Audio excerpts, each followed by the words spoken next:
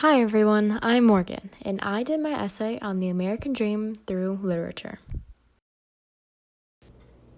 Now, you may be wondering, what is the American Dream? Well, it's the belief that anyone, regardless of where they were born or what class they were born into, can have their own version of success in a society where upward mobility is possible. This can be achieved from sacrifice, from hard work, risk-taking, rather than by chance.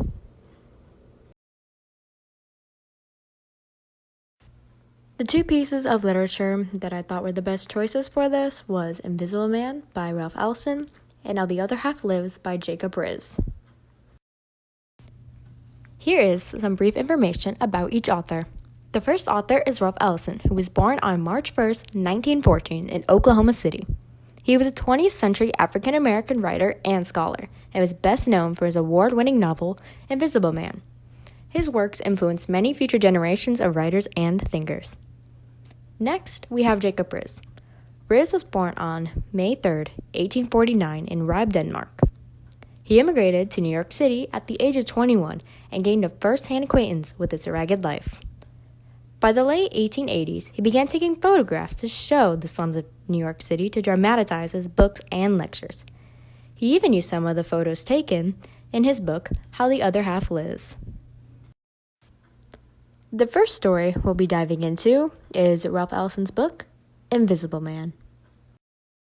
Now, in Ellison's book, the title, Invisible Man, was a metaphor about how African Americans were seen in a racist white society. His story goes into detail about how an African American male is struggling in a society like this. The man cannot show who he really is and what he is capable of because he is immediately judged from his skin color. With this, he questions how he should be acting in this type of society. He doesn't know if he needs to work harder and try to stand out more, or what. He then learns that no matter what he tries to change, it won't work. He just needs to be himself and stay invisible.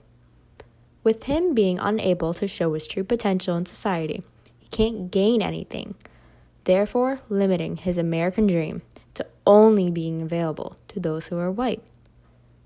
Ellison's book showed just how unfair and limited the American dream was for African Americans. The next story we will be discussing is Jacob Riis' book, How the Other Half Lives.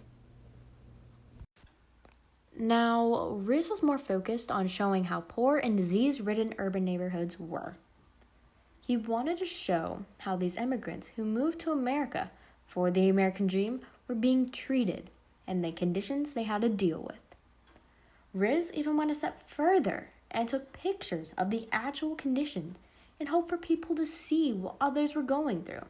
He wanted people to see that these conditions needed to change, as many were struggling. Now, because of all the horrible conditions these immigrants were facing, it was basically impossible for them to reach the American dream. No matter how much hard work they put in, their conditions didn't change. They were still poor, and many had diseases.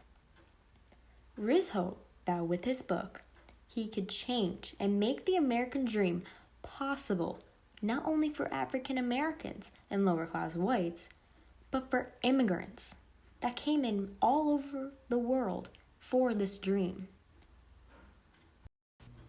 In conclusion, both pieces of literature, Invisible Man and How the Other Half Lives, show all the things wrong with the American dream. They wanted people to know how limited and unfair it was to those from different countries and to those who had a different skin color.